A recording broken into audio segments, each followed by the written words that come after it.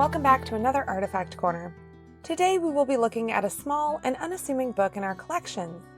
The book is called The Alhambra by Washington Irving, and it was published in 1832. Glued to the front book cover is a calling card belonging to Henry Webb, and an inscription which reads, "For Miss Delord, from Henry L. Webb." This is interesting because we have a passage from a letter that Frances Henrietta wrote to her mother in May of 1832, which says the following.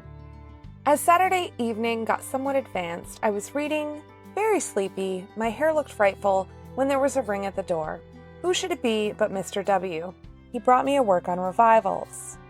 Henry Webb and Frances Henrietta Delord were married in August of 1832. So this book must have been a gift prior to their marriage in 1832, as he addresses her as Miss Delord, and per her letters, he is fond of gifting her books. Let's learn a bit more about the author of this work, Washington Irving. Washington Irving was born on April 3, 1783 in Manhattan, New York.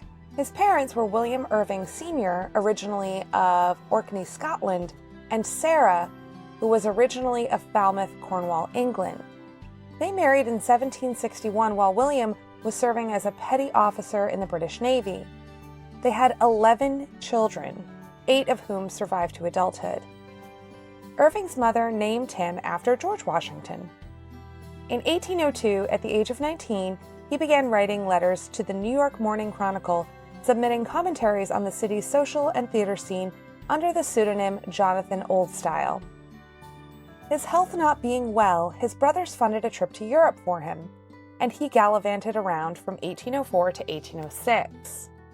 When he returned from Europe, he settled into studying law and passed the bar, but didn't really enjoy it. Irving completed A History of New York from the Beginning of the World to the End of the Dutch Dynasty by Diedrich Knickerbocker, published in 1809, while mourning the death of his 17-year-old fiancée, Matilda Hoffman. It was his first major book and a satire on self-important local history and contemporary politics.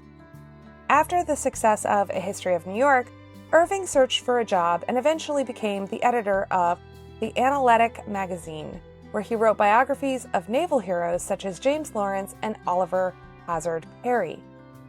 Following the War of 1812, he set sail for England and spent the next 17 years abroad.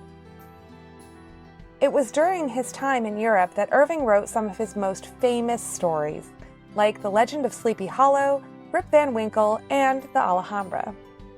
He returned to the U.S. in 1832. He traveled the U.S. writing more stories. In February of 1842, Washington was appointed to be the minister to Spain by President John Tyler, a position he held for 4 tumultuous years. He returned to the U.S. in September of 1864 and settled back into life in his cottage, which he called Sunnyside, in Tarrytown, New York. In 1855, he began a biography of his namesake, George Washington. Irving died of a heart attack in his bedroom at Sunnyside on November 28, 1859, aged 76. Only 8 months after completing the final volume of his Washington biography. He was buried under a simple headstone at Sleepy Hollow Cemetery on December 1, 1859.